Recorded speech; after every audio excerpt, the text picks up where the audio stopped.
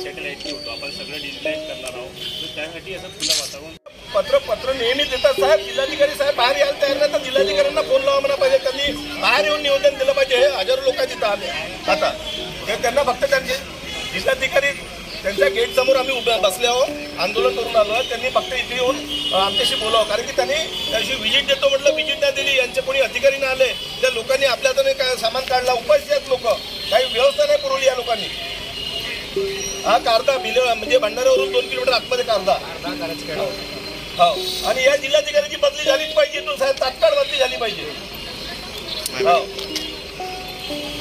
जिल्हा परिषदेत गटनेते व सत्ताधारी जे विनोद बांती जे आहेत यांनी चक्क कलेक्टर साहेबांची बदलीची मागणी केली आहे. यांच्याकडे जाणून घेऊ काय यांच्या नेमकी मुद्दे आणि यांनी का बरं याची बदलीची मागणी. निर्मला सांगा काय विषय झाला. विषय असा आहे की गेली 15 दिवसाच्या अगोदर आम्ही या ठिकाणी गावातल्या लोकांना घेऊन आलो होतो. त्यांना सांगितलं की पावसाळा सुरू झालेला आहे. मागच्या वर्षी पण असंच झालं. जवळजवळ 7 वर्ष झाले की सामान काढावं लागतं. 358 घरामधून सामान अजून आतमध्ये टाकावं लागतं. तर यासाठी तुम्ही काय याची व्यवस्था काय केली आहे, पुनर्वसनाची व्यवस्था काय केली आहे. पण त्यांनी त्यावेळेला विषय असाच सांगितला की बाबा रेड आणि ब्ल्यूचं सर्वे होणार आहे. सर्व मान्यता म्हणजे यांच्या पुनर्वसनाची मागणी जवळजवळ मान्य झालेली आहे. पण ते सॅटेलाईटनी रेड आणि ब्ल्यूचं जे सर्वे होईल त्या अनुषंगाने यांचं म्हणजे पुनर्वसन करण्यात येईल. तर मग आमचं म्हणणं असं आलं की बाबा आता पूर आलं तर काय करायचं. तर त्या दरवर्षीप्रमाणे आतमध्ये रात्रीच्या वेळेला पूर घुसला, तांदूळ गहू सर्व नासाडी झाली. 358 घरामध्ये पाणी घुसलंय. त्याच्यामुळे आता काय परिस्थिती अशी झाली आहे की त्यांनी आता या ठिकाणी आम्ही गावकऱ्यांना घेऊन आलो आहे. पुरतं हे होऊन आलं आहे, पण महिनाभर त्या ठिकाणचा ओल जात नाही. मग आता राहिली गोष्ट जिल्हाधिकाऱ्यांना 20 दिवसा अगोदर भेटायला आल्यानंतर त्यांनी सांगितलं होतं की मी गावात येऊन बघतो आणि गावाची परिस्थिती काय आहे ती बघतोय. कारण की त्या गावामध्ये मजूर लोक राहतात. मजुरी केल्याशिवाय त्यांचं पोट एकही एकड शेती एका जणाजवळ नाही आहे. त्याच्यामुळे त्यांचा पूर्ण जेव्हा म्हणजे हे भवितव्यच त्या मजुरीवरती आहे. तर आमचं एवढंच म्हणणं आहे की जितक्या लवकर होईल जसं करता येईल त्या कारदावासियांचं आणि त्या गणेशखेडावासियांचं पुनर्वसन झालं पाहिजे. यासाठी आम्ही इथं जनआंदोलन केलेलं आहे. जनप्रतिनिधी या ठिकाणी नरेंद्र भोंडेकर साहेब आहेत. त्यांनी हजारो करोड म्हणजे 2,500 करोडचा प्रोजेक्ट आणला जलपर्यटनचा. या तीरावरती आहे. त्या तीरावरती कारदा बसलेला आहे. मला एक सांगा की जनप्रतिनिधींचं लक्ष नाही आहे का. आपल्याला होतं साहेब त्या कारद्यातून 70% होतं मिळाले आहेत आणि आपल्याला वास्तविक पाहता त्या गावाची चिंता असायला हवा होती आणि आपण विधानसभेत प्रश्न लावला होता. उन्हाळा गेला. हे रेड न ब्ल्यूचं आम्हाला सांगता सर्वे सांगता हे तर पहिले त्या उन्हाळ्यामध्ये व्हायला पाहिजे होतं. हे तर अशी गोष्ट झाली की पाणी आल्यावर त्या बंदराला जशी आठवण येते की बाबा म्हणजे घर बनलं पाहिजे, पाऊस निघल्यावर वर्षा वाटते का अजून उड्या मारतो त्या टाईपचं काम होऊन राहिलं. हे असं आम्हाला बनवाबनवीची उत्तरे नकोत. जिल्हाधिकारी आणि आमदार साहेब अजितसिंह नरेंद्र भोंडेकर साहेब या ठिकाणी पाहायला दशा आणि व्यथा ती कोणीही सॉल्व्ह करून राहिलेत नाही. माझं म्हणणं आहे 22 गावाचा नारा आम्हाला सांगू नका. आम्हाला करजखेडा आणि कारदा हे 2 गावं असे रेड झोनमध्ये आहेत की 358 लोकांना रातोरात हलवा लागते. आज त्यांचा पूर्ण सामान गेला. त्या ठिकाणी तांदूळ गेले, गहू गेले. मागच्या वर्षी तुम्ही लोकांनी असंच म्हटलं की आम्ही निधी देतो घर मरम्मत करण्यासाठी. ते मागच्या वर्षी निधी सुद्धा त्या लोकांना मिळालेले नाही आहे. आज जाऊन बघा प्रकाश हायस्कूल जिल्हा परिषद शाळेमध्ये ते लोक लहान मुलांना घेऊन आहेत. म्हणजे साहेब जनावरं नाही आहेत. आपल्याला महाराष्ट्र शासनाला माझी विनंती आहे. मी भारतीय जनता पार्टीचा गटनेता सुद्धा आहे, पण इथं पक्ष नाही. इथं लोकांची समस्या हवी आहे. समस्यासाठी पैसे हवे आहेत पुनर्वसनासाठी आणि ते आपण लवकरात तात्काळ हे रिलीज करावं अशी मी आपल्याला विनंती करतोय. अर्जुन मेश्राम, माजी सरपंच ग्रामपंचायत कारदा तथा ग्रामपंचायत सदस्य कारदा, कृषी उत्पन्न बाजार समिती संचालक आणि भंडारा तालुक्याच्या राष्ट्रवादी काँग्रेसच्या तालुका कार्याध्यक्ष. मागील कित्येक वर्षापासून कारदा या समस्या आपण शासनाला कळवत आहोत. 2020 एवढा पूर आला की 500 ते 600 घर डुबी झाले. गोसे धरणाच्या बॅकवॉटरून प्रत्येक वेळेस कारद्याला 2022 आला, 2024 आला, 2025 आला. आता फक्त 3 दिवसाच्या अतिवृष्टीमुळे फक्त 3 दिवस पाऊस आल्यानंतरही कारद्याला पूर आलेला आहे.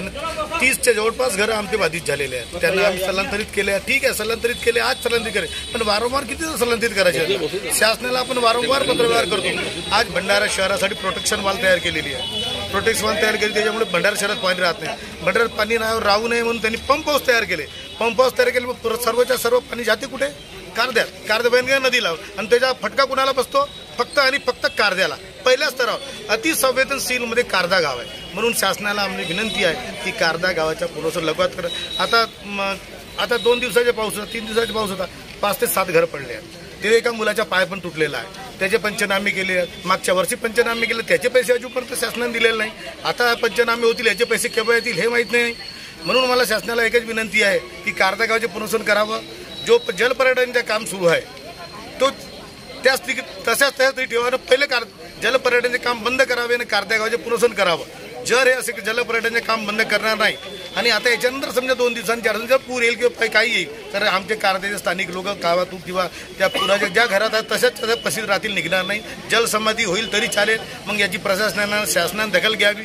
म्हणून शासनाला माझ्या आग्रहाची हळहळीची विनंती आहे की सर्वप्रथम कारदा गावाचे पुनर्वसन करावं आणि जलपर्यटनाचे काम थांबवून द्यावं. धन्यवाद.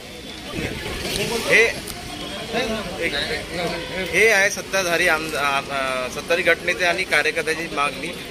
असे जर सत्ताधारी जर रोडावर येतील तर सरकार चालणार कशी? म्हणजे याचा अर्थ की सत्ताधारी जे कार्यकर्ते किंवा पदाधिकारी रोडावर जे उतरत आहेत तर सरकारचं लक्ष आहे तरी कुठे?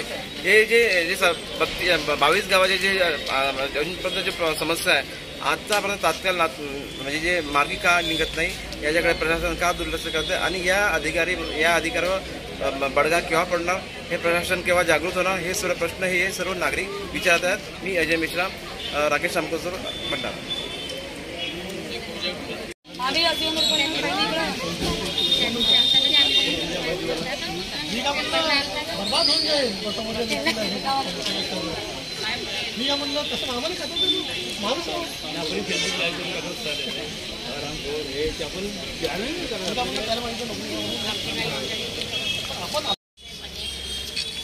तुम्ही आमची आखरी उमेदवार साहेब. आम्ही राजकारण कोणाला म्हणणार नाही, राजकारण आम्ही टाकणार नाही.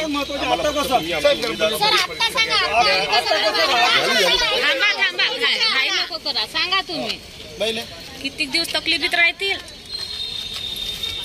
आणि जेवढी काही व्यवस्था असेल तात्काळ त्यांच्यासाठी व्यवस्था पूर्व साहेब. त्या घरात राहू शकत त्याच्यानंतर तो GR निघालाय. तो 22चा जो GR निघाला सर त्याच्यानंतरच निघालाय तो. माननीय मुख्यमंत्री महोदय जेव्हा आले होते आपले फडणवीस सर आले ते बघा त्यावेळेस प्रधान सचिव आले तिथे येऊन गेले, त्यांनी पण अहवाल पडला की अति संवेदनशील आहे कारदा गाव. काळजी करू नका. निवेदन तुमच्या भावना आम्ही मांडणार. मी सरला एक निवेदन तोपर्यंत देऊन टाका.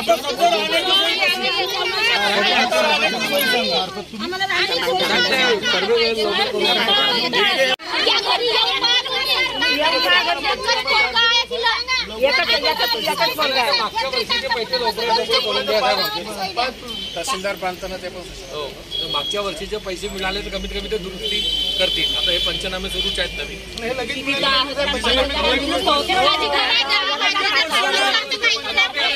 माझं म्हणणं आहे की नाही, त्यांना जे लेवल्स आहे डॅमची जे लेवल असतो त्या लेवलनुसार सर्वे होणार आहे. नाही असं कसं लेवलनुसार पाण्याची लेवल नाही.